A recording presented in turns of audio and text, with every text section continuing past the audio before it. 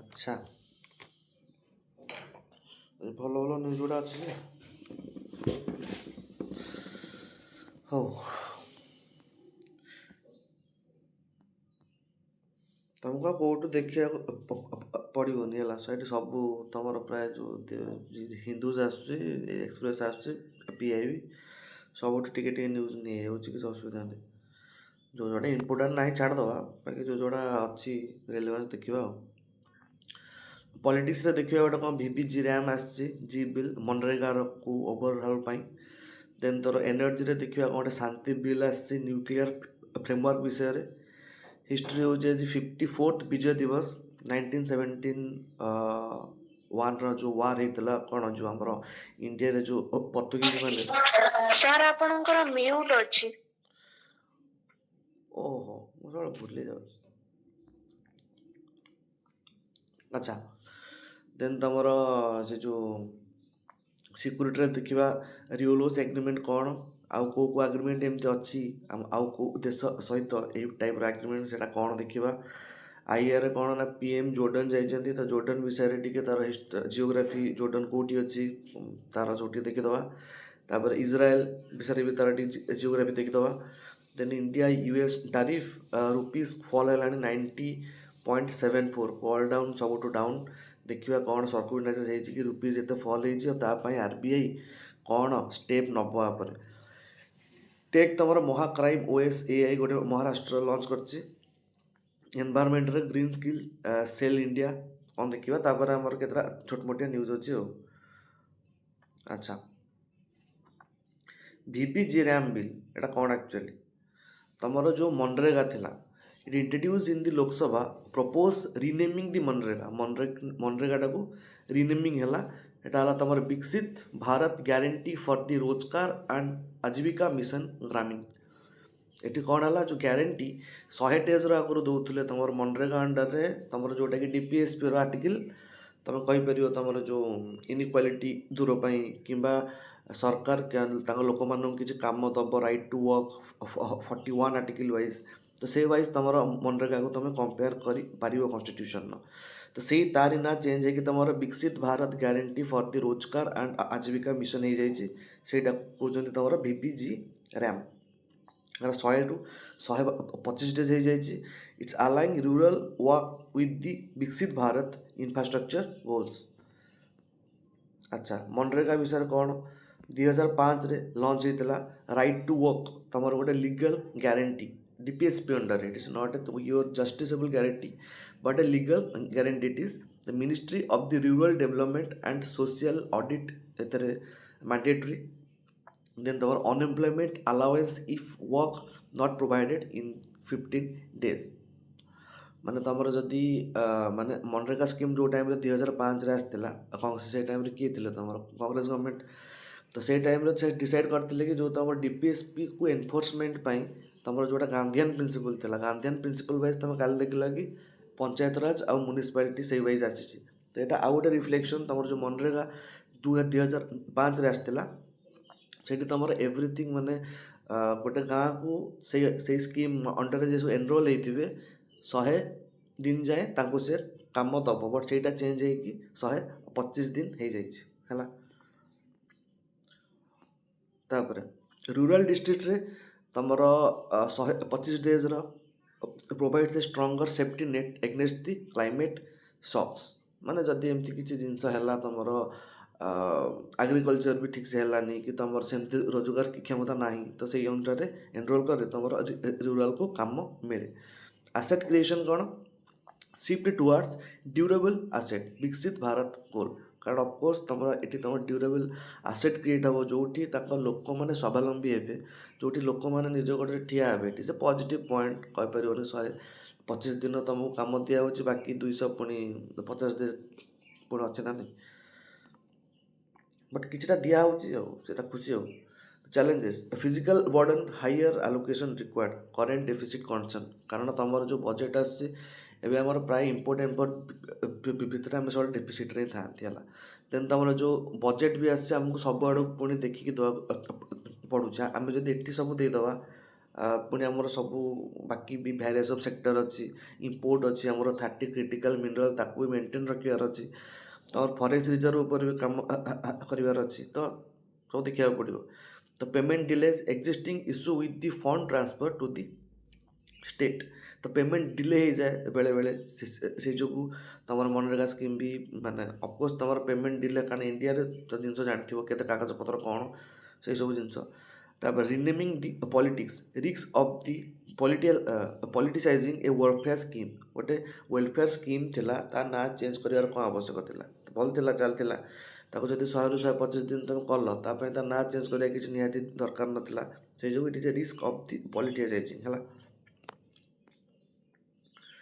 The prelims question आसो regarding the VBG RAM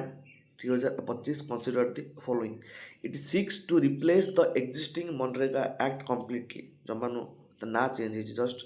it proposed to increase guarantee employed to 150 days, 125 days, and it mandate 125 days of employment annually per household universally. है per household को तो 125 दिन जाए काम दब तो this bill propose ठीक अच्छे तो आंसर 3 तो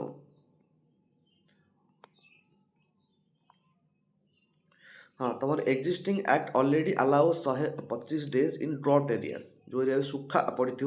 से तुमको 150 दिन प्रावधान अच्छे समस्त ओके तो भूल कहीं propose to increase the guarantee employment to 125 in the drought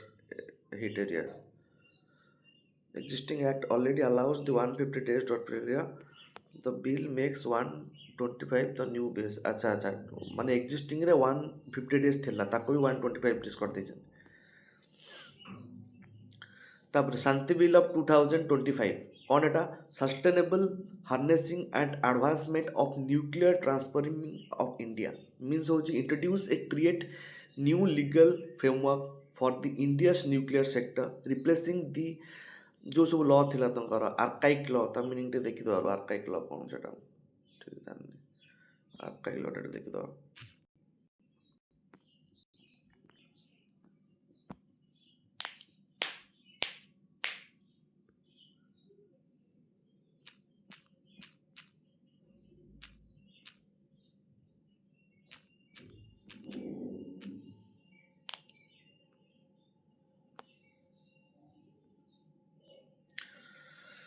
outdated obsoleted this is a started the remaining on the book often from the colonial time like India's colonial reflecting particular अच्छा अच्छा जोटा तमरो से time रे कि थिला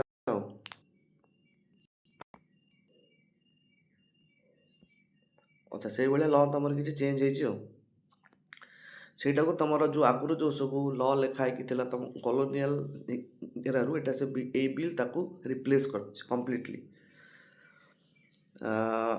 it's allowing the private sector participation in a small modular reactor माने सब कौन जानथिबो रिएक्टर माने तमरो जो आवर फर्स्ट टाइम रिएक्टर जो टाइम रे इंडिया रो बना हितला रशिया आछि हेल्प करथिला ता पर इंडिया तार रिएक्टर बनेतला हमें देखिया कि रिएक्टर केते टाइप रो अछि हमें रिएक्टर एक्चुअली यूज कौन हुए एइटु तमर कॉन्सेप्ट आसीबो यूरानियम एनरिचमेंट कौन आम इंडिया यूरानियम कहा काटू मगौछि आम इंडिया को जो यूएसए यूरानियम दौछि सेटा केते परसेंट वाला सेतर तमर न्यूक्लियर वेपन होउछि कि ना इंडिया किछि एमते एक्स्ट्रा करूछि जहा तर आज तार न्यूक्लियर वेपन्स ता पाखरे अछि आ से गोटे न्यूक्लियर देश रूप रे आज परिगणित अछि इट अलाउइंग तापर streamline liability causes the post 210 civil liability act issue तमर जो सिविल लिएबिलिटी एक्ट थिला 2010 रो तापर ये किछि स्ट्रीमलाइनिंग बा तार किछि स्ट्रीमलाइन तार किछिटा क्लॉज को एपट सपोर्ट करिछि हला it focus on thorium utilisation in stage 3 आमे देखियो सुन एटा तीनटा स्टेज रे हुए हला तुम कॉन्सेप्ट कहि दोछि टार्गेट अच्छे जमी आम नेट जीरो करवा क्लीन एनर्जी 2070 है देख ये तुम 3टा स्टेज अच्छे आम जो न्यूक्लियर रिएक्टर कोटे देखते ना जो देखो ना जो आयरन मैन देखो ना जो लगी गोटे छोट रिएक्टर सी गोटे सी करे गोटे शो गोटे बड़ reactor type that is a reactor means से गोटे स्रोत जी कि तुमको अनरेगुलेटेड पावर दब बुझीपार तो ଯେମିତି ସେ ଯେଉଁ ରିଆକ୍ଟରଟା ତା ଭିତରେ କ'ଣ କାମ ଦିଏ, ସେ ତା ଭିତରେ ତ ବ୍ୟାଟେରୀ ନାହିଁ ନା, ଆମର କ'ଣ ବି ୟୁଜ୍ ହେଉଛି ଲିଥିୟମ୍ ବ୍ୟାଟେରୀ। ବଟ୍ ସେ ଗୋଟେ ଏମିତିଆ ଜିନିଷ କଲା ଯେଉଁଠିକି ବହୁତ ଟାଇମ୍ ଯାଏଁ ବ୍ୟାଟେରୀକୁ ସେ ରଖିପାରିଲା, କି ତା'ର ସବୁ ଜିନିଷ କିଏ ଯାଏଁ, ତାକୁ ରିଆକ୍ଟର କହନ୍ତି। ସେଇଟା ଆମ ମାନେ ସବୁ ଦେଶରେ ରିଆକ୍ଟର ସବୁ ଅଛି। ସେ ରିଆକ୍ଟର କ'ଣ କରୁଛି ଦେଖ, ତୁମର ଧର ରିଆକ୍ଟରରୁ ଶକ୍ତି କେମିତି ଆସେ, ଯଦି ତୁମେ ନ୍ୟୁକ୍ଲିୟର ଫିଜନ୍ କଥା ଦେଖିବ, ଯେଉଁଟାକି ତୁମ ସୂର୍ଯ୍ୟରେ ହେଉଛି ହେଲା, ମାନେ ସୂର୍ଯ୍ୟରେ ତୁମ ଜିନିଷଟା କ'ଣ ହେଉଛି, ଧର ଗୋଟେ ହିଲିୟମ୍ ମାନେ ଭାଙ୍ଗିକି ତୁମର ସେ ଯେଉଁ ଚାରିଟା ସରି କ'ଣ କହୁଛି ସେଇଟା ହାଇଡ୍ରୋଜେନ୍ ଆଉ ହିଲିୟମ୍, ତ ହାଇଡ୍ରୋଜେନ୍ ମିଶିକି ତୁମର କ'ଣ ଦେଉଛନ୍ତି, ତୁମର ହିଲିୟମ୍ ଦେଉଛନ୍ତି। ତ ସେଇଠୁ ଅଟୋମେଟିକାଲି ସବୁ ଜିନିଷ ବଢ଼ି ବଢ଼ି ଯାଉଛି ହେଲା। ତ ସେଇଭଳିଆ ଏଠି ସେ ଟ୍ରାଏ କରୁଛନ୍ତି କି ତୁମର ୟୁରାନିୟମ୍ ଆଉ ଥୋରିୟମ୍କୁ ମିଶେଇକି, କାରଣ ଆମ ଇଣ୍ଡିଆରେ ଯେଉଁ ୟୁରାନିୟମ୍ ମିଳୁଛି ସେ ହେଉଛି ୟୁରାନିୟମ୍ 238 ହେଲା। ବଟ୍ ଆମକୁ ଦରକାର ନ୍ୟୁକ୍ଲିୟର ପାଇଁ ୟୁରାନିୟମ୍ 235, ବଟ୍ ଆମ ପାଖରେ ଅଛି ବହୁତ ସାରା ୟୁରାନିୟମ୍ 238 ହେଲା। ତ ଆମେ ସେଇ ଯୋଗୁଁ ମଗାନ୍ତି USA ପାଖରୁ ୟୁରାନିୟମ୍ 235, ତାକୁ ଏନରିଚମେଣ୍ଟ ହୁଏ। ଯେମିତି ମୁଁ କହିଥିଲି, ବାଲି 100%, ଯଦି ପୁରା ଗୋଟେ 100% ମିକ୍ସଚରରେ ବାଲି 20% ଅଛି ଆଉ 80% ଧର କାଚ ଅଛି, ତ ମୋତେ ଯଦି ବାଲିର ପରସେଣ୍ଟେଜକୁ ବଢ଼େଇବାର ଅଛି, ମୋତେ ମାନେ ଇନଡାଇରେକ୍ଟଲି କାଚର ପରସେଣ୍ଟେଜକୁ କମେଇବାକୁ ପଡ଼ିବ। ତ ସେଇଠି ମୁଁ ବାଲିଟାକୁ କ'ଣ କରୁଛି, ଏନରିଚ୍ କରୁଛି ତା'ର ପରସେଣ୍ଟେଜରେ। ସେଇ ଯେଉଁ 20%ର ବାଲି ଥିଲା, ମୁଁ ଏଠୁ କାଚ ଖୋଲି ଖୋଲି ଖୋଲି ଖୋଲି ସେଇ ଯେଉଁ ପାଉଡ଼ରଟାକୁ ବା ସେଇ ଯେଉଁ ମିକ୍ସଚରଟାକୁ ମୁଁ କରିଦେଲି ଧର 70% ଯାଏଁ। ଏବେ ସେଠି ସେଇ 20% ବାଲି ଅଛି, ବଟ୍ ସେ ମିକ୍ସଚରରେ ଏବେ ତା'ର ଓଜନ 70% ହେଇଯାଇଛି, କାରଣ ମୁଁ ବାକି ଜିନିଷ ସେଥିରୁ ଖୋଲି ଦେଇଛି। ତାକୁ ହିଁ ଏନରିଚମେଣ୍ଟ କହନ୍ତି। ସେଇ ଯୋଗୁଁ ତୁମର ୟୁଏସ୍ଏରେ ଯେଉଁ ସବୁ ୟୁରାନିୟମ୍ 235 ଆସେ, ସେ ତୁମର ସିଭିଲ୍ ୟୁଜ୍ ପାଇଁ ଆସେ, ଇଲେକ୍ଟ୍ରିସିଟି ଇଏ ଫିଏ ସବୁ ତୁମ ଉତ୍ପାଦନ ହେଇପାରିବ। ବଟ୍ ସେଟା ନ୍ୟୁକ୍ଲିୟର ଓପନ୍ ପାଇଁ ହେଇପାରିବ ନାହିଁ, କାରଣ ସେଠି ବହୁତ ହାଇ ଏନରିଚ୍ଡ ବାଲା ୟୁରାନିୟମ୍ 235 ଦରକାର ହେଲା। ତ ସେଇ ଯୋଗୁଁ ତୁମର ଫାଷ୍ଟ ନ୍ୟୁଟ୍ରାଲ୍ ୟୁରାନିୟମ୍ ମାନେ ନ୍ୟାଚୁରାଲ୍ ୟୁରାନିୟମ୍ ୟୁଜ୍ ହୁଏ, ଯେଉଁଟା ତୁମର ୟୁରାନିୟମ୍ 230 ମାନେ 5ରେ ଯେଉଁ ମିଶିକି ହୁଏ। ଯେଉଁ ତାପରେ ତୁମର ମିଶେ ତୁମର ଥୋରିୟମ୍ 238, ସେଠୁ ବାହାରେ ଥୋରିୟମ୍ 239 ହେଲା। ତାପରେ ତୁମର କ'ଣ ହୁଏ ନା, ଫାଷ୍ଟ ବ୍ରିଡର ରିଆକ୍ଟର ଏଠି କ'ଣ ହୁଏ ନା, ସରି ପ୍ଲୁଟୋନିୟମ୍ 239 ବାହାରେ ତୁମର। ସେ ଯେଉଁ ପ୍ଲୁଟୋନିୟମ୍ ଆମର ଇଣ୍ଡିଆରେ କ'ଣ ପ୍ଲାନ୍ ଅଛି ଶୁଣ, ଆମର ଯେଉଁ ଇଣ୍ଡିଆରେ ବହୁତ ମାତ୍ରାରେ ୟୁରାନିୟମ୍ 238 ଅଛି ହେଲା। ତ ଆମେ ଯେଉଁ ନ୍ୟାଚୁରାଲ୍ ୟୁରାନିୟମ୍ ମିଳୁଛି, ଆମେ ଯଦି ତାକୁ ମାନେ ଯେଉଁ ପ୍ଲୁଟୋନିୟମ୍ 239 ସହିତ ମିକ୍ସ କରିଦେବା, ଯେଉଁଟାକି ୟୁରାନିୟମ୍ 235 ଆଉ ଥୋରିୟମ୍କୁ କି ଇଏକୁ ମିଶେଇକି ଆସିଥିଲା ପ୍ଲୁଟୋନିୟମ୍ 239 ହେଲା। ଏଟାକୁ ଫାଷ୍ଟ ବ୍ରିଡର ରିଆକ୍ଟର ଏଇ ଯୋଗୁଁ କହନ୍ତି। ଆମେ ଯେତେବେଳେ ଏଠି ୟୁରାନିୟମ୍ ପ୍ଲୁଟୋନିୟମ୍ 239କୁ ୟୁରାନିୟମ୍ 238 ସହିତ ମିଶେଇବା, ଆମକୁ ମିଳିବ କ'ଣ, ୟୁରାନିୟମ୍ 230, ଏ ଯେଉଁ ଥୋରିୟମ୍ ୟୁରାନିୟମ୍ 233 ମିଳିବ ଆମକୁ ହେଲା। ଆମେ ଯେତେବେଳେ ପ୍ଲୁଟୋନିୟମ୍ 239କୁ ୟୁରାନିୟମ୍ 238 ସହିତ ମିଶେଇବା, ଆମକୁ ମିଳିବ ସେ ଯେଉଁ ୟୁରାନିୟମ୍ 233। ମାନେ ଏଠି କ'ଣ ହେଉଛି ନା, ତା ସହିତ କିଛି ପ୍ଲୁଟୋନିୟମ୍ 239 ଯେତିକି ଆମେ ଆପ୍ଲାଏ କରିଥିଲେ ତାଠୁ କିଛି ଅଧିକା ମିଳିବ। ମାନେ ଧର ଆମେ 1 ଗ୍ରାମର ପ୍ଲୁଟୋନିୟମ୍ ଆପ୍ଲାଏ କରିଛନ୍ତି, ଯେଉଁ ଟାଇମ୍ରେ ରିଆକ୍ସନ୍ ହେଇଯିବ, ଆମକୁ ଧର ଏକ୍ଜାମ୍ପଲ୍ 2 ଗ୍ରାମର ପ୍ଲୁଟୋନିୟମ୍ ମିଳିବ। ସେ ଯେଉଁକୁ ବ୍ରିଡ଼ିଂ କହନ୍ତି, ଗୋଟେରୁ କିଛି କମ୍ ଦେଲେ, ବଟ୍ ଯେତେବେଳେ ରିଆକ୍ସନ୍ ହେଇସାରିଲା, ସେ ଗୋଟେ ଏଲିମେଣ୍ଟ ସହିତ ତାଠୁ ଏକ୍ସଟ୍ରା ପ୍ଲୁଟୋନିୟମ୍ 239 ଦେଲା, ସେ ଦେଉ ତାକୁ ଫାଷ୍ଟ ବ୍ରିଡର ରିଆକ୍ଟର କୁହାଯାଏ। ତାପରେ ଆଡ଼ଭାନ୍ସ ହେଭି ୱାଟର ରିଆକ୍ଟର କ'ଣ ହେଉଛି, ଆମ ଇଣ୍ଡିଆରେ ଯେଉଁ ସବୁ ଅଛି ଅଧିକ ମାତ୍ରାରେ ଏଇ ଯେଉଁ ତୁମର ୟୁରାନିୟମ୍ 238, ତ ଯଦି ଆମେ ସେଇଟାକୁ ୟୁଟିଲାଇଜ୍ କରିବା ଶିଖିଗଲେ, ଦେନ୍ ଆମେ ଷ୍ଟେଜ୍ 3 ପାଇଁ ଏବେ ଚାଲିଛି କାମ ହେଲା। ଷ୍ଟେଜ୍ 3 ଏବେ ପୁରା ମାନେ ସେମିତି ଫଙ୍କସନାଲ୍ ହେଇନି। ତ ଷ୍ଟେଜ୍ 3 ଯେଉଁ ଆଡ଼ଭାନ୍ସ ହେଭି ୱାଟର ରିଆକ୍ଟର ଯେଉଁଟା ଅଛି, ସେଠି ଆମେ ସେ ଯେଉଁ ୟୁରାନିୟମ୍ 233ଟା ବାହାରିବ, ତାକୁ ଆମେ ଥୋରିୟମ୍ 232 ସହିତ ୟୁଜ୍ କରିବା। ତ ସିଏ ଆମକୁ ଗୋଟେ ରିଆକ୍ଟର ହେଇକି ଦେବ, ଗୋଟେ ମାନେ ପାୱାର ଜେନେରେସନ୍ର ଗୋଟେ ସୋର୍ସ ତୁମେ କହିପାରିବ। ତ ସେଇଠି ତୁମର ଏବେ ୟୁଜ୍ ହେଉଛି ତୁମର ପ୍ଲୁଟୋନିୟମ୍ 230। ମାନେ ଏଇଟା ସବୁ ତୁମର କରିବା ପ୍ଲାନ୍ ଅଛି ଆମର ହେଲା କି, ଆମେ ଏମିତି ଏମିତି ଯିବା। ଆଗକୁ କିଏ ଭାବିଥିଲେ ନା, ତୁମର ହୋମି ଭାବା, ଯାହାଙ୍କ ନାଁରେ ତୁମର ଭାବା ଇନଷ୍ଟିଚ୍ୟୁଟ୍ ବା ତୁମର ଭାବା ରିସର୍ଚ୍ଚ ସେଣ୍ଟର ଯାହା ନାଁରେ ଅଛି, ତାଙ୍କ ନାଁ ହେଉଛି ଡକ୍ଟର ହୋମି ଭାବା, ଯିଏକି ଦେଇଥିଲେ କି ଆମେ ଷ୍ଟେଜ୍ 1 ଷ୍ଟେଜ୍ 2 ଷ୍ଟେଜ୍ 3 ଏମିତି କରିକି आमे आमर जो थोरियम अबाउंडान्स आम इंडिया रे अच्छी आम पाखे यूरेनियम 235 नहीं तो आम यूरेनियम 238 को केमती यूज करवा आम से प्लान करूँ तो यहाँ है से स्टेज 3 न्यूक्लियर प्रोग्राम तो जदि एवं एग्जाम रे आसो तो Shanti bill 2025 marks a paradigm shift in India's nuclear energy policy discuss the need for the private sector to participation in the nuclear domain and the challenges associated with the nuclear liability. Nuclear liability ପାଇଁ ଆମ India ପାଖରେ ଏବେ challenges କ'ଣ କ'ଣ ଅଛି ତୁମେ ଶୁଣିବାକୁ ପାଇଲ ତ ମୁଁ ଯେତେ କଥା ସବୁ କହିଲି କି ଆମ ପାଖରେ ସେତେ ମାତ୍ରାରେ ୟୁରାନିୟମ୍ ନାହିଁ ଆମକୁ ଇମ୍ପୋର୍ଟ କରିବାକୁ ପଡ଼େ କ'ଣ ସକାଳୁ ତାଙ୍କର ବର୍ଷା ଯଦି ଆମେ କାଲି ସକାଳୁ କହିବେ ଆମେ ଦେବୁନି କାରଣ ୟୁଏସ୍ର ହିଷ୍ଟ୍ରି ଅଛି ସେ ଆମକୁ ଗହମ ଫହମ ଦେବା ବନ୍ଦ କରିଦେଇଥିଲା 1975 ପାଖାପାଖି ସୁଦ୍ଧା କେତେ ବର୍ଷ ପାଇଁ ଆମ ସହିତ ସମ୍ପର୍କ ତାଙ୍କର ଭଲ ନଥିଲା ଯେଉଁ ଟାଇମ୍ରେ କୋଲ୍ଡ ୱାର୍ ଚାଲିଥିଲା ତାପରେ ଆସ୍ତେ ଆସ୍ତେ ଜିନିଷ ଭଲ ହେଲା ଯାହା ହେଲା ଏବେ ତ ତୁମେ ଦେଖୁଛ ପୁଣି ଟାରିଫ୍ ଲଗେଇଲାଣି ତ ଜିନିଷ ହେଉଛି ତାଙ୍କ ଉପରେ ସେଇ ରିଲାଏ ହେଇକି ଆମେ ଏବେ ରହୁଛନ୍ତି ହେଲା ସେଇ ସବୁ ଚ୍ୟାଲେଞ୍ଜେସ୍ ସେଇ ସବୁ ଇଏ ଆମ ଇଏ ବି ଆସୁଛି ଆଉ ଯଦି ମୁଁ ଏଠି ପ୍ରାଇଭେଟ୍ ପାର୍ଟିସିପେସନ୍ ଦେବି ମୋତେ ଯେଉଁ ପଇସା ଦେବେ ଏନରିଚ୍ ହେଉଛି ଯାହା ହେଉଛି ଯେଉଁଠି ପଇସା ଖର୍ଚ୍ଚ ହେଉଛି ହେଲା ତ ମୁଁ ଯେଉଁଠି ଛୋଟ ମୋଟ କାମ ପାଇଁ ଏବେ ଆସ୍ତେ ଆସ୍ତେ ପ୍ରାଇଭେଟ୍କୁ ମୁଁ କରିବି ମାନେ ତାକୁ ମୋତେ ଇଣ୍ଟରଭ୍ୟୁ ତ ମୋ କତିରେ ଫଣ୍ଡିଙ୍ଗ ଆସିଯିବ ହେଲା କାରଣ ଯେଉଁଠି ଫଣ୍ଡିଙ୍ଗ ଆସିବ କାରଣ ମୁଁ ଧର ଗୋଟେ ନ୍ୟୁକ୍ଲିୟର ରିଆକ୍ଟରଟା ଭାବିଥିଲି ଭାବିବା ଦ୍ୱାରା ସବୁ ହେଇଯାଉନି ନା ମୋତେ ସେଇଭଳିଆ ଜିନିଷ ଦରକାର ମୋତେ ପଇସା ଦରକାର ଟୋନିଷ୍ଟାକ୍ କାହିଁକି ଥିଲା ତା କତିରେ ନଲେଜ୍ ଥିଲା ପ୍ଲସ୍ ପଇସା ବି ଥିଲା ବିନା ପଇସାରେ ପ୍ରାଇଭେଟ୍ ସେକ୍ଟରକୁ ଯଦି ମାନେ ଇଏ କରିବାର ରିଜନ୍ କ'ଣ ପଇସା ହିଁ ତାଙ୍କ ପାଖରେ ମାନେ ଥାଏ ତାଙ୍କର ଅଫକୋର୍ସ କାରଣ ତ ସ୍ପେସ୍ ସେକ୍ଟର ବି ଦେଖିବେ ପ୍ରାଇଭେଟ୍କୁ ଆଲାଉ କଲାଣି ଏଣ୍ଟରପ୍ରେନ୍ୟୁରସିପ୍ର ଇଣ୍ଟ୍ରି ପାଇଁ ସ୍କିଲ୍ ଇଣ୍ଡିଆ ବହୁତ ତାର ଏଥିରେ ତୁମେ ଯୋଡ଼ି ପାରିବ ହେଲା ଏମିତି କରିକି ଗୋଟେ ଦେଇପାରିବ କି ତୁମର ମେନସନ୍ କରିବ କି ସ୍ମଲ୍ ମଡୁଲାର ରିଆକ୍ଟର କ'ଣ ଦେନ୍ ତୁମର ଏନର୍ଜି ସିକ୍ୟୁରିଟି ବିଷୟରେ ଲେଖିବ ଯେଉଁଟାକି ତୁମେ ଇଣ୍ଟରନାଲ୍ ଦେଖିବ ସବୁ ସେସବୁ ଜିନିଷ civil liability for the nuclear damage act 2010 ପୁରା ପଢ଼ିବା ଦରକାର ନାହିଁ ତାପରେ ଯେଉଁ ନ୍ୟୁଜ୍ରେ ଆସିଛି ସପ୍ଲାୟର ଲିଆବିଲିଟି ଇସ୍ୟୁ କ'ଣ କାହିଁକି ଦେଖିବ ଆଣ୍ଡ ଦି ସେଫ୍ଟି କନସର୍ନ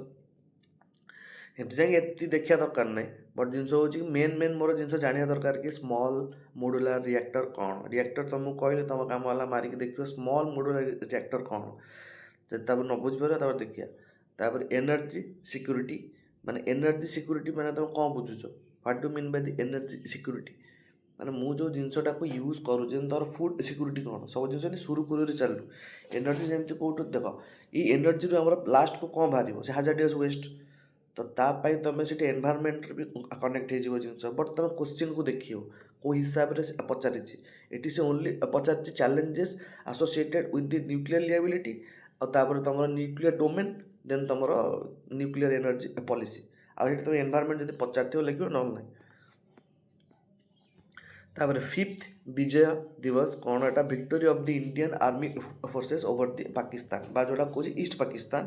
ଯେଉଁଟାକୁ ତୁମକୁ କହୁଛି ମୁଁ ଯେଉଁଠି ସରି ମାନେ 25 କଥା କହିଥିଲି ଯେତେବେଳେ ତୁମ ଇଷ୍ଟ ପାକିସ୍ତାନ ସେଟା ଯେଉଁଠି ଅପରେସନ୍ ବିଜୟ ହେଇଥିଲା ବାଂଲାଦେଶକୁ ଆମେ ଆଜାଦ କରିଥିଲେ ଆଉ ଫାଷ୍ଟ ଆମେ ହିଁ ତାକୁ ରେକଗ୍ନାଇଜ୍ ଦେଇଥିବା ଦେଶ it is called the liberation of the east Pakistan and creation of the Bangladesh surrender the JNAK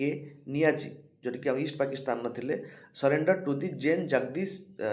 Jagjit Singh Arora ji कि इंडिया रे थे विथ 93,000 ट्रुप्स ये नहीं जाते से सरेंडर दे देते से तुम होता कौन ना डिसेम्बर 16 तुम विजय दिवस आज है सिग्निफिकेंस कौन change the globally geography of the south Asia of course broke the myth of the two nation theory Pakistan से 2 नेशन थ्योरी चलता ना ईस्ट पाकिस्तान से वेस्ट पाकिस्तान तो सेमती से 2 नेशन थ्योरी ब्रोक है largest military surrender since the World War 2 पर एटा हूँ largest military surrender then Simla agreement of the 1972 कौन होता signed between Indira Gandhi and Zulfikar Ali Bhutto establish the line of control LOC टणागला एंड तुम mandate bilateral resolution dispute no third party को third party एटी आसी ना mandate the bilateral resolution of the dispute आम दी जन मिसी आपको सॉल्व करूँ जमती तुम जो वर्ल्ड बैंक आसला इंडस वाटर ट्रिटी ये सेमती कौ प्रकार भी नो थर्ड पार्टी ये आड़ ना तुम LOC दी भितर होमर बायलैटरल रेजोल्यूशन जिन चलती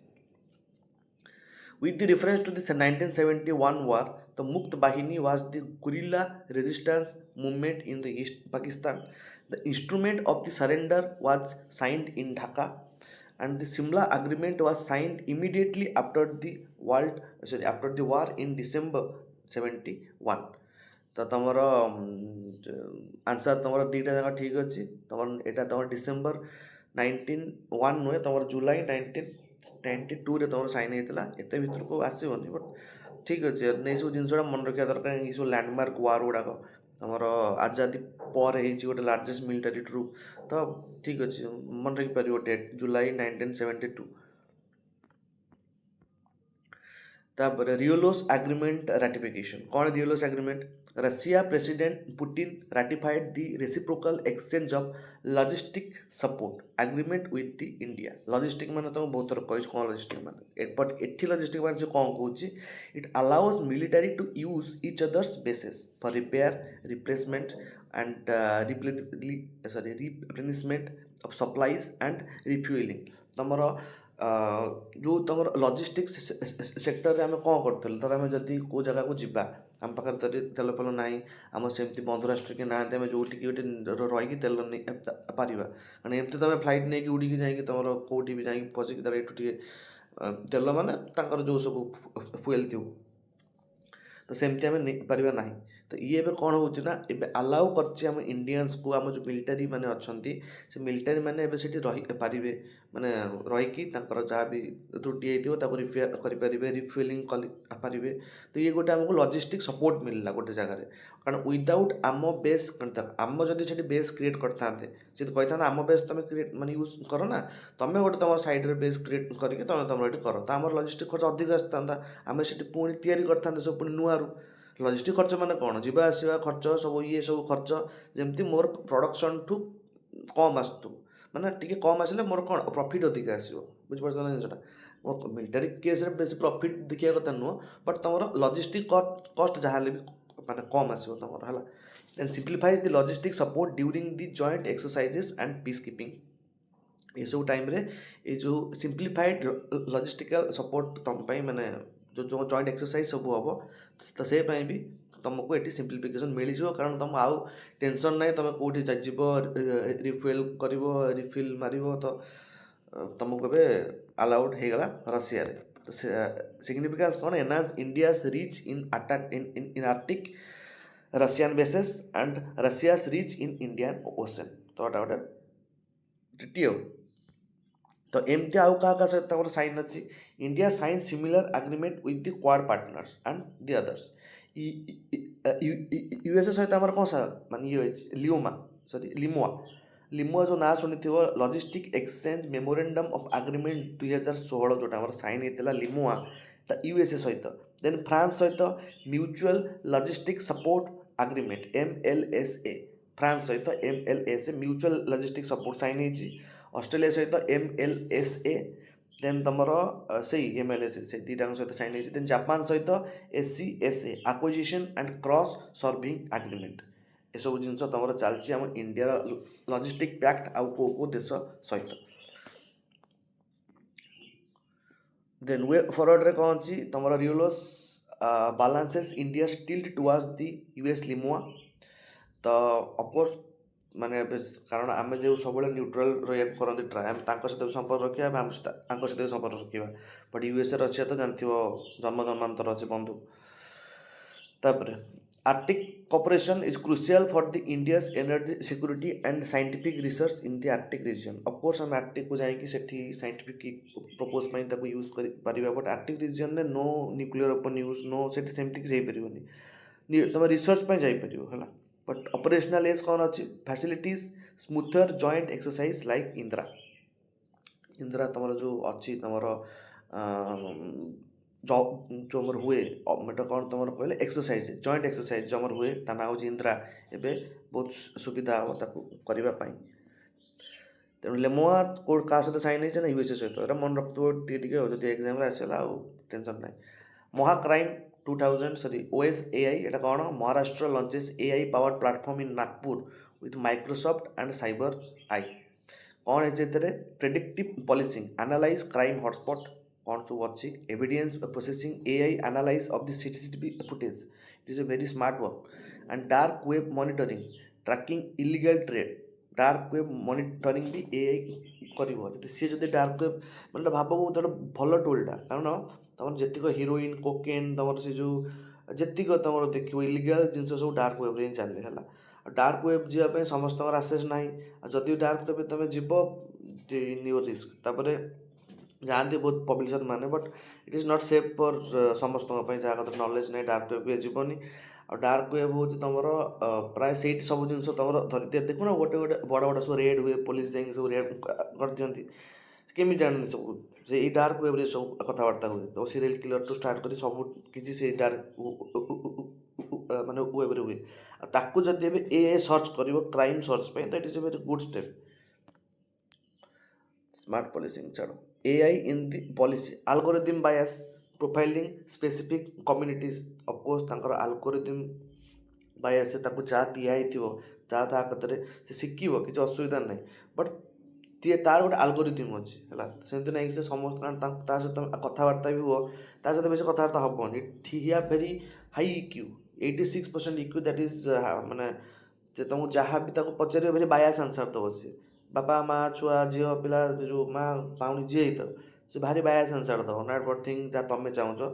गोटे टाइम में साटिस्फैक्शन लगिपे but it is very harsh too harsh जो अधिक अधिक कथा हो से सब जिन गुड़ा से गोटे आलगोरिथम जाए तुम किसी बुझीबनी कि तुम इमोशन कौन तुम ये कौन यू तो तुम answer Piper but not for your तुम कम लगे किसी माने जरूरी नुह काम हासिल कर इमोशनल जिनस ये फे दैट से गोटे आलगोरिथम बायस है तो से गोटे स्पेसिफिक कम्युनिटी ही देखियो then piracy it is surveillance versus right to privacy Puttaswamy case कारण से जब सबुठी सर्विलांस करदेव गोटे एआई तो तुम राइट टू प्राइवेसी तुम फंडामेंटाल राइट रे आड हो आर्टिकल 21 रे कौटी पुट्टस्वामी केस रे तो अफकोर्स यहाँ गोटे issue data security risk of hacking sensitive police data कारण एआई हाथ में सब रोचे एआई को एत भरसा करने कथा नुह एआई तो algorithm रे काम करे सी तुम जहाँ कहबू सी कर बट तार भरसा ना है way forward it robust data protection law human in the loop मैंने कौन मैंने it's robust data protection law तापर it human in the loop AI आज aid not decision maker okay से गोटे तो गोटे माने नहीं पार यूज करने गोटे डिसीजन मेकर ऊपर नहीं हेनी and training personal in the cyber forensic है तापर MahaCrime AI platform recently seen in the news in the recent related to हाँ महाक्राइम कौन पर रिलेटेड अच्छी it is cyber crime investing and predictive policing ये जो तुम lost by the Maharashtra police PM तुम जोर्डान विजिट कर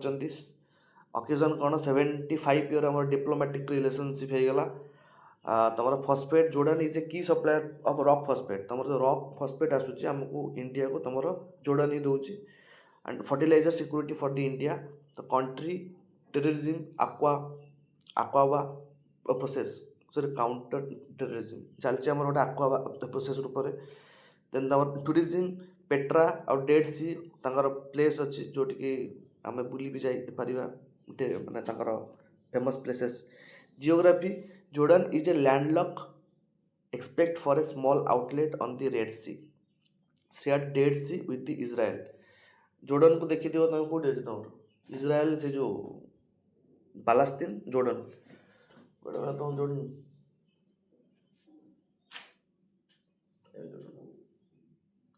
सीरिया और से साइप्रस सीरिया एपटे अच्छे जोर्डान इजराइल एपटा जोर्डान आ जानते हो तार बहुत कन्फ्लिक्ट चलती मैंने मैपटा देखी तुम थोड़ा बहुत जोर्डान तापर EAM जयशंकर इन इजराइल तुम फास्ट इजराइल रहा सॉरी फास्ट तुम इजराइल पालास्तीन जोर्डान तुम सीरिया एपटे तुम कौन से साइप्रिया ना कौन साइप्रसटा गोटे छोट आइलैंड पाखे अच्छे मन रखी भल तापर EM जयशंकर इन इजराइल कौन कर बायलैटराल टाइज गोटे डिफेन्स एग्रीकल्चर वाटर ऊपर गोटे बायलैटराल टाइज करने liability regional stability post complete Gaza reconstruction Gaza जो कंप्लीट हो गला पोस्ट रिकन्स्ट्रक्शन पे जाइछन्ति I2U2 मान Israel India Israel UAE USA एटा को वेस्ट एशियन क्वाड बोली आमे कहते ये क्वाड आम एपटे बट I2U2 टाको आमे वेस्ट एशियन क्वाड बोली कहती जार मेंबर होचंती इंडिया इजराइल यूएई यूएसए तो आमे आंक सहित इजराइल सहित ये I2U2 रूप में भी कनेक्ट होइकी अछंती से जो इजराइल तमर जयशंकर जाइछन्ति तमर किछि ट्रिटी रो समक्षेप पाई हो तो India maintains it is a dehyphenation policy separate relations with Israel and the Palestine Palestine भी तांकर कौन दुश्मन अच्छी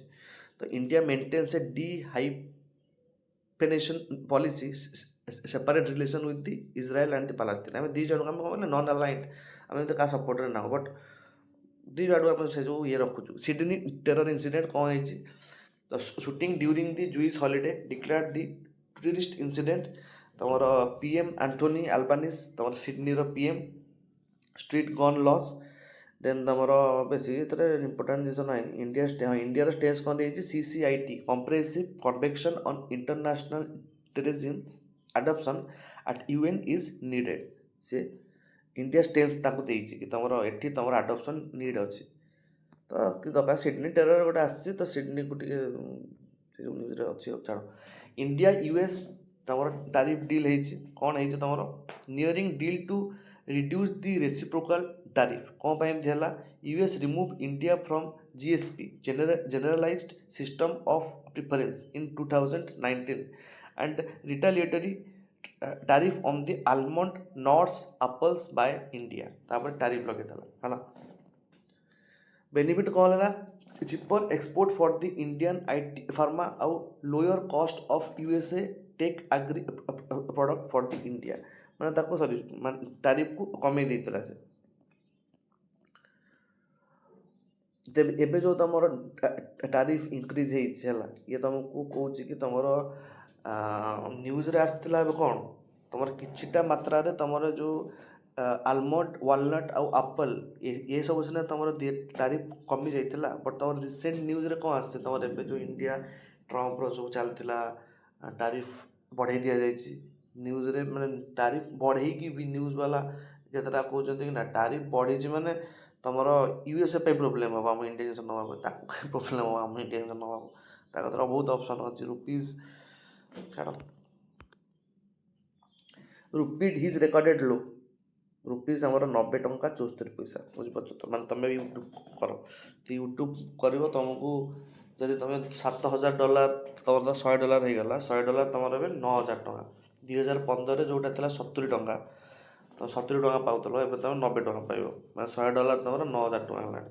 it causes the foreign fund outflow जो तुम FII ठीक अच्छे FII सेलिंग हो ठीक अच्छे तुम FPI जो हो तुम FPI कारण कौन तुम जो फॉरेन रू पैसा आसे FPI की तुम FPI थ्रू ना FDI थ्रू तो सब पैसा भी नहीं जाऊँच स्ट्रॉन्ग डॉलर इंडेक्स स्ट्रॉन्ग है ट्रेड डेफिसिट अनसर्टेनिटी आम ट्रेड डेफिसिट ठीक ही होनी एक्सपोर्ट इंपोर्ट ट्रेड डेफिसिट आम सब नेगेटिव ही अच्छी इंपैक्ट कौन चलती ना इंपोर्टेड इन्फ्लेशन जो हमारा ऑयल आसूसी गोल्ड आसूसी से इन्फ्लेशन हो गलानी and current account deficit is widen current account deficit माने जो हमारा एक्सपोर्ट इंपोर्ट जो होची ता भीतर बहुत गैप आस जाउछे माने जत्ते हमें एक्सपोर्ट करूचंती ताटो अधिक इंपोर्ट कर दोचंती पॉजिटिव कौन export become competitive IT and textile export become competitive कहीं तुम किए बिकव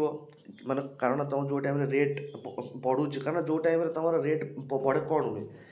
जब स्टील रेट आमर करेन्सी तुलन में कमीगला माने कौन बढ़ीगला आमटी ताकर कमीगला माने आमर ये इंक्रीज होगा जब आमर ये कमुची माने सेठी तुलन स्ट्रंग हो बढ़ीज तो आमर टंकाटा होगा 10 टका माने गोटे डॉलर जब 10 टका होगा माने सेठी आमर ये बढ़ीज बट जदि एवं गोटे टंका आमर गोटे डॉलर 90 टका अच्छी माने माने सी एवं गोटे डॉलर देकी जो इंडिया रु 70 टंकार जिनस नौला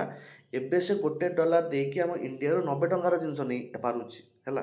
ତ ଏଇଟା ଆମ ପାଇଁ ଏକ୍ସପୋର୍ଟ ପାଇଁ ହୁଏତ ଭଲ ହେଇପାରେ, ଆମେ ଜିନିଷକୁ ଏକ୍ସପୋର୍ଟ କରିଦେବା, ବଟ୍ ଆମ ଇଣ୍ଡିଆନ୍ ମାର୍କେଟରେ ଜିନିଷ ୱାର୍ଲଡ଼ ମାର୍କେଟରେ ଚିପ୍ ହେଇଯିବ ନା ଜିନିଷ ଗୁଡ଼ାକ। ହଁ ଏ ଚିପ୍ ମାର୍କେଟ ତ ଠିକ୍ ଅଛି, ଯାଇକି ମୁଁ ଜିନିଷ କିଣିକି ନେଇଆସିବି, କାରଣ ଷ୍ଟ୍ରଙ୍ଗ ଡଲାର ଯେତେ ହେବ ମାନେ ଆମର ରୁପିସ୍ ତୁମର ଷ୍ଟ୍ରଙ୍ଗ ଯେତେ ହେବ ଇଣ୍ଡିଆନ୍ ସରି ଡଲାର ୱାଇଜ୍, ତୁମର ସେଇ ଟାଇମ୍ରେ ଆମ ଜିନିଷର ବି ଡିମାଣ୍ଡ ରହିବ, କାରଣ ଜିନିଷ ସେତେ ଦାମ ବି ହେବ ନା। ତୁମର ଏକ୍ସପୋର୍ଟ ଯେଉଁ ନେଉଛନ୍ତି $1 ସେଇଠି ଅଧିକ, $1 ଦେଇକି ସେ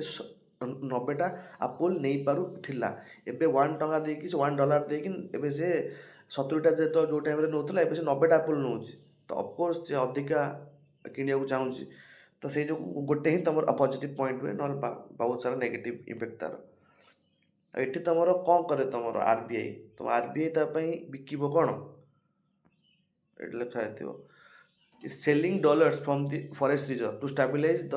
ଭୋଲାଟିଲିଟି। ଛାଡ଼, ତୁମର ଯେତିକ ସବୁ ମାନେ ଏଇ ଯେଉଁ ପ୍ରୋବ୍ଲେମ୍ ତା ଆଗକୁ ଏବେ ଆସିଲା, ସେ କ'ଣ କରିବ ନା ଆମେ ଯେଉଁ ଦେଖିଥିଲେ ଇଣ୍ଡିଆର ଫରେକ୍ସ ରିଜର୍ଭ ଏତିକି ଟଙ୍କା ଅଛି, ସେ ସେଥିରୁ କିଛି ଡଲାର ବିକିଦେବ। ବିକିଦେଲେ ଇଣ୍ଡିଆରେ କିଛି ପଇସା ଇନଫ୍ଲୋ ହେବ। ଆଉ ତା ଆମର କାରଣ ମୁଁ ଯଦି କେଉଁଠି ପଇସା ଛାପିଦେଲେ କ'ଣଟା ହେବ, ଆମ ବାହାର ଦେଶ ପାଖରୁ ମାନେ ଆମେ ସେ ଚେନ୍ରେ ଆସିବାନି, ଆମର ଗୋଟେ ଇନଫ୍ଲେସନ୍ ହେଇଯିବ। ତେଣୁ ଅଧିକା ଛାପିବା ବି ଠିକ୍ ନୁହଁ, କାରଣ ଗୋଟେ ଜିନିଷ ଲିମିଟ୍ରେ ଛାପାଯାଏ, ମନ ଇଚ୍ଛା ପଇସା ଛାପାଯାଏ ନାହିଁ ହେଲା। ତ ଯଦି ମୁଁ $100 କି $100 ବିଲିୟନ୍ ବିକୁଛି କି ଯାହା ବି କରୁଛି ମୁଁ ତୋର ମାନେ ସେଲିଂ ମାନେ କରୁଛି ମୁଁ ଡଲାର ଗୁଡ଼ାକ, ତ ମୋ ଟାଇମ୍ରେ ପଇସାର ଇନଫ୍ଲୋ ହେଉଛି ଆମ ଇଣ୍ଡିଆ ବାହାରୁ, ତ ସେଇ ଟାଇମ୍ରେ ଆମ ଇଣ୍ଡିଆର ରୁପିସ୍ ଟିକେ ଇନକ୍ରିଜ୍ ହେଇଯିବ, ତା'ର ପ୍ରତିକାର ବଟ୍ ଏବେ ହେଇନି ହେଲା। ଆର୍ ଥିଲେ ତ ଛାଡ଼, ଥିଲେ କ'ଣ ଯେ ହଉ ବିକି ଖାଇଦେବେ।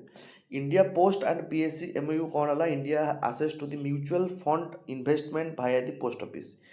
Two increase access to India Post and PSCର ଗୋଟେ ହେଇଛି MOU ମେମୋରେଣ୍ଡମ୍। କ'ଣ ଏଥିରେ ଅଛି, ତୁମର ଯେଉଁ ମ୍ୟୁଚୁଆଲ୍ ଫଣ୍ଡ ଇନଭେଷ୍ଟମେଣ୍ଟ ଅଛି to increase the access to the mutual fund investment via the post office. ଏବେ ତ ପୋଷ୍ଟ ଅଫିସ୍ରେ ବି ମ୍ୟୁଚୁଆଲ୍ ଫଣ୍ଡ ଇନଭେଷ୍ଟମେଣ୍ଟ କରିପାରିବ। ସିଗ୍ନିଫିକାନ୍ସ କ'ଣ, ଫାଇନାନ୍ସିଆଲ୍ ଇନକ୍ଲୁଜନ୍ ପାଇଁ ଲିଭରେଜ୍ 1.5 lakhs plus post office. Then ତୁମର ୱେଲ୍ଥ କ୍ରିଏସନ୍ ହେବ, moving rural saving from the physical asset. Then ତୁମର oldest stock exchange in the Asia 1975, ଆମର BSE ହେଉଛି ସବୁଠୁ oldest stock exchange in the Asia. 1975ରୁ BSE ଅଛି ଆମର, Bombay stock exchange. Which of the following describe the managed float exchange rate system followed by the India, that is RBI? It intervened to prevent extreme fluctuations. So RBI देखे ना central defence state डेप्ट कौन बेटा केंटनरी कौन एटा about DGDE, ये किए it is a custodian of the defence land approximately 1700 lakh joker manage 72 cantonment boards, माने जोटी तांकर army माने रहंती, तांकर हेल्थ, तांकर एजुकेशन, तांकर ये सब कैंटोनमेंट बोर्ड ही देखे, तो सी मैनेज करते सेमती 62टा कैंटोनमेंट बोर्ड ताको कहते custodian of the defence land कि तमर about the DGDE and functions under the ministry of defence. और रिफॉर्म आसी मूव टू अबोलिश और merge cantonment with neighbour municipalities to improve governance and reduce colonial legacy, माने जेमती तुम कौन कहले कि जो तुम नुआ लॉ आसला कि गोटे हाईकोर्ट ए 2टा देश कि गोटे गवर्नर ए 2टा राज्य पार से भाया से कहले कि तुम DGD कतरे पावर आसीगला कि सी चाहिए 2टा कैंटोनमेंट एरिया जो पाखापाखि अच्छी मिसेक नुआ करेंगे propose of the improve the governance और रिड्यूस कॉलोनियल लिगासी से हिसाब से। Green skill training, ministry of the skill defence and sell India focuses on the EV technology electric vehicle तुम जहाँ and need to transit to the net zero गोटे कम दब ताकू ही तुम ग्रीन स्किल ट्रेनिंग खाली न्यूज रे आस मन रखी खाली एमती हो। PMKVY तुम 4.0 आसला, focuses on the new age courses like green energy AI आउ रोबोटिक्स। तो आर ऊपर जब के तुम कोर्स करने चाहो पार आगे बहुत स्कोप अच्छे तुम AI आउ रोबोटिक्स ऊपर। IPL mini auction in the Dubai, that is the Cameroon green Australia expected, sorry कौन Cameroon तो अफ्रीका अच्छा ना ऑस्ट्रेलिया का लेकिन what is Cameroon, it is Cameroon ROON Cameroon number Nigeria जो देखियो तलू को Cameroon अच्छे ला Cameroon green expected top pick କ'ଣ ଏଠି କହି ଦେଖିବା sports economy contribute to the GDP soft power brand India globally globalisation cross border flow of talent and capital. ଆଚ୍ଛା ହଁ, ତମର IPL ମିନି ଅକ୍ସନ୍ ଇନ୍ ଦୁବାଇରେ ହେବ। ମାନେ ଗୋଟେ ଆ ଦ୍ୱାରା ତମର ରିଲେଭାନ୍ସ କ'ଣ କ'ଣ ଅଛି କି ହଁ ଇଏ ତମର ଜିଡିପିକୁ କିଛି କଣ୍ଟ୍ରିବ୍ୟୁସନ୍ ଦେବ। ତମର ବ୍ରାଣ୍ଡ ଇନ୍ ଇଣ୍ଡିଆ ଗ୍ଲୋବାଲି ଗୋଟେ IPL ଗୋଟେ ବ୍ରାଣ୍ଡ ଉପରେ ଇଣ୍ଡିଆ ଗ୍ଲୋବାଲି ଆମ ଇଣ୍ଡିଆକୁ ଗୋଟେ ସଫ୍ଟ ପାୱାର ଉପରେ କରିବ represent and cross border flow of talent and capital. Political appointment ତମର ଯେ ନିତିନ ନବୀନ ଅଛନ୍ତି ବିଜେପି ନ୍ୟାସନାଲ ୱାର୍କିଂ ପ୍ରେସିଡେଣ୍ଟ, ଆଉ ପଙ୍କଜ ଚୌଧୁରୀ ଅଛନ୍ତି BJP EU president.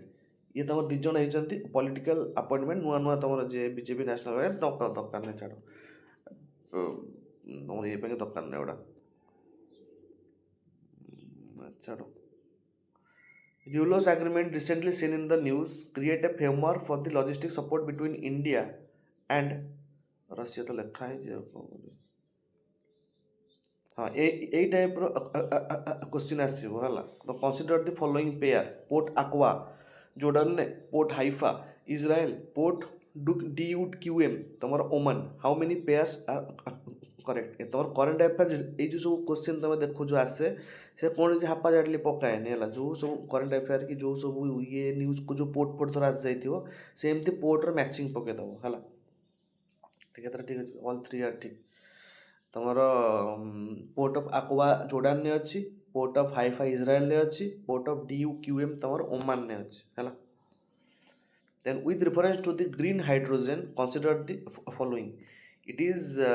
produced by the splitting water using electricity from renewable sources, electrolysis, and India aims to become energy independence by 2047. ଆମର net ଆମର ଇଣ୍ଡିଆର energy ଇଣ୍ଡିପେଣ୍ଡେନ୍ସର time date ଯେଉଁ ଏତିକି ଦେଖିଲେ ଆମର ଇଣ୍ଡିଆନ୍ 270 ଗୋଟେ ଡେଟ୍ ଜାଣିଲେ, 2047 ଗୋଟେ ଡେଟ୍ ଜାଣିଲେ, 230 ଗୋଟେ ଡେଟ୍ ଜାଣିଲେ, 231 ଜାଣିଲେ, ତମର ସେ ଯେଉଁ ଅଛି କ୍ୱାଣ୍ଟମ୍ କମ୍ପ୍ୟୁଟର। ତ ଏଇଭଳିଆ କେତେଟା ଡେଟ୍ସ ରଖିଥିବ ଆମର ମାଇଣ୍ଡରେ ଆଉ। ମେନ୍ସ ପାଇଁ କ୍ୱେଶ୍ଚିନ୍ ଅଛି ତମକୁ ଦେଇଦେବି ଦେଖିବ। Electoral reform are continuous process in this context analyse the role of election commission in ensuring error free electoral rolls. ଭାବିକି ଟିକେ ଦେଖ ସେ ଯେଉଁ ଖାଲି ଜିନିଷ ଗୋଟେ ଯେତିକି ମୁଁ ବୁଝେଇବି ଦେଲି ତମକୁ, କାରଣ ଇଲେକ୍ସନ୍ କମିଶନ୍ ଅଫ୍ ଇଣ୍ଡିଆ ତମର ପଢ଼ା ଷ୍ଟାର୍ଟ ହେଇନି ହେଲା। ଯେତେବେଳେ ପଢ଼େଇବି ଦେଖିବ ଇଲେକ୍ସନ୍ କମିଶନ୍ କ'ଣ ସବୁ ସିଷ୍ଟମ୍, ବଟ୍ ତାକୁ ବି ପଢ଼ି ସାରିଲା ପରେ ତୁମକୁ ଏ ଆନ୍ସର୍ର ମିଳିବନି ଇଏ କାହିଁକି,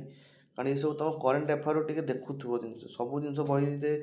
ମାନେ କାରଣ ଏଇ ଯେଉଁ କ୍ୱେଶ୍ଚିନ୍ ପକେଇଲା କି analyse the role of the election commission in ensuring the error free electoral rolls. ସେମାନେ କ'ଣ କ'ଣ କରନ୍ତି, ଯେଉଁ ତିନିଟା ମୁଁ ତୁମକୁ କହିଥିଲି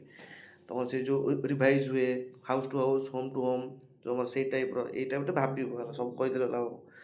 waste Asia is a crucial for the India's energy security and diaspora warfare. Discuss the strategic significance of the India's deepening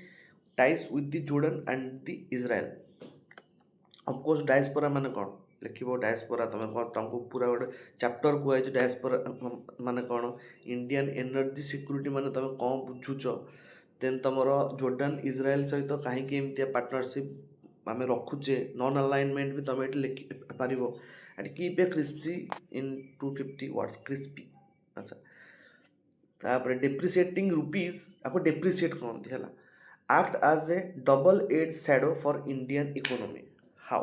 Double edged shadow means India economy पाई तमर ये जो है रुपीज डिप्रिसिएटिंग एटा डबल एज शैडो, तुम positive भी लिखिबो negative भी लिखिबो। नेगेटिव कौन होची तुम गैप जो आम देखिले ट्रेड डेफिसिट एते ही जाउची, आमर जो डॉलर जदि ता तुलन स्ट्रॉन्ग हो जाउची तार कौन ये लिखिबनी कि कौन कौन थो कौन पाई सब तुम रीजन डॉलर कहीं स्ट्रॉन्ग है जहाँ जहाँ पचार डबल एज शैडो कहीं 150 वर्ड लिख मैंने एति लिखार अच्छे है 150 वर्ड केते हो कि तो जो गोटे लाइन में तुम तो 7-8टा खंडे वर्ड्स रही गणी दौना जब तुम 10टा भी लाइन हुए तो 10टा लाइन भितर हो जाए 150 वर्ड, जदि सेमती छाड़ छाड़ी ये कर लिखुव 10टा कि 11टा 12टा लाइन भितर 150 वर्ड हो जाए। से अनुसार बेसी पॉइंट भी भाविया दरकार ना, अल्प अल्प अल्प अल्प किंतु रिलेवेंस गुड़ा लिखिए। ତାପରେ କ'ଣ ଲେଖା ହେଇଛି ଏଟା theatrisation of commands in an imperative for the modern welfare discuss the changes and benefits of the integrating threat commands in India देखिए तुम थिएटराइजेशन कौन तुम इंटीग्रेटिंग तुम discuss the challenges and the benefits of the integrated threat commands in India तुम एटा तुमको आक कहबी है केमती लिख कौन कर थिएटरिज्म यहाँ तुम जान तुम कह छाड़द এটা ତମ ନେତାଜୀ ସୁଭାଷ ଚନ୍ଦ୍ର ବୋଷଙ୍କର ଖାଲି ଗୋଟେ କୋଟ୍ ଏସବୁ କୋଟ୍ ଗୁଡ଼ା ଦେଖୁଥିବ ହେଲେ ତୁମ ମେନ୍ସରେ ଆଟାଚ୍ ପାଇଁ ଭଲ ମାନେ ମିଳିଯିବ କାରଣ କୋଟ୍ ଗୁଡ଼ା ତୁମକୁ ବାହାର କୋଟ୍ ଦେଖି ପଡ଼ିବନି one individual may die for an idea but that idea will after his death incarnate itself in 1000 lives बंचई रखे गोटे individual may die for an idea but that idea will after his death ताकू बंचई रखे 1000 of lives पाई कि जदि गोटे individual death होगला तार आइडिया पाई किंतु the idea after his death incarnation itself 1000 of lives Netaji Subhash Chandra Bose कहते विजय दिवस उपलक्ष्य तुम जदि केमती आसला that is the freedom struggle पड़ता छाड़ मैप फोकस रे तुम जोर्डान अच्छी जोर्डान बॉर्डरिंग कंट्री सब देख सीरिया अच्छी इराक अच्छी साउथ अरेबिया अच्छी इज्राएल अच्छी आ तुम वेस्ट बैंक जो डेड सी पेड सी पाखे सब जहाँ अच्छी वाटर बॉडी सब कौन अच्छी ना तुम डेड सी अच्छी it is the lowest point on earth it is the lowest point on the earth then Gulf of Aqaba अच्छी it is the Red Sea access Gulf of Aqaba Red Sea को जीवाई तुमको gulf of अकबा देकी जावाक पड़ो red सी तार location छाड़ map रे मारदेवी पूर्ण गोटे रिवर जोर्डन रिवर ता भर अच्छी इज्राएल कौन लेबानन सीरिया जोर्डन इजिप्ट पाखापाखि देश वाटर ये कौन चलती Mediterranean Sea Red Sea Sea of Galilee and तुम डेड सी आखपाखे एतिकटा सी अच्छी तेणु लिखिथ भर कौटा कौटा कौटा नुह तुम Mediterranean Sea Red Sea of Galilee और डेड सी पाखापाखि अच्छी की area Golan Heights West Bank Gaza Strip सब से पाखे अच्छी देन तुम केतटा बॉडीज जमी ईसीआई तुम election commission of India headquarter तंकर new Delhi रे अच्छी आर्टिकल 324 छाड़ DGCA new Delhi office aviation safety regulator तुम कार डीजीसीए आर्मी फार्मी जो कहते से एविएशन तंकर सब ये छाड़ आईएसआर गांधीनगर रे अच्छी it is seismological research city वे देन तुम बीएससी मुंबई रे अच्छी oldest Bombay stock exchange in India ये सब किना बिका हुए तुम देखी सीरीज फ्रीज रे टर्मिनोलॉजी ऑफ द डे हाँ कि तो अच्छी गोटे रेसिप्रोकल टैरिफ कौन सब अच्छी tax imposed on the imported goods to match the tariff levied by the trading partner on your export reciprocal tariff रा मीनिंग कौन tax imposed on imported goods to match the tariff levied by the trading partner on your export ताको reciprocal training tariff कहते धर मु तुमको तमें मो उपर माने तुम मो सहित चली ट्रेडिंग तो मु तुमको किसी जिन बिकिली तुम किसी जिन बिकिल तुम्हें मत जिते लाभ रखिक बिकब मु तुमको से लाभ रखिक से आडजस्टमेंट करके बिकबी तुमको अधिक कि कम नेबिनी यहाँ रेसिप्रोकल टैरिफ बोली कहुए टेल स्ट्राइक कौन एविएशन इंसिडेंट एटा काल देखी टेल स्ट्राइक कौन जो उठला बेले जो तार पर्सन माड़ी तापर मनरेगा बिल को देख न्यूक्लियर बिल को देख रियोलस पैक्ट स्ट्रेंथ कौन सब रहा तुम आईआर तुम जोर्डन इज्राएल को देख वेस्ट बैंक वेस्ट एशिया कौन सब देख रुपीज लो हेले कौन कौन हम रुपीज कहीं लो है देख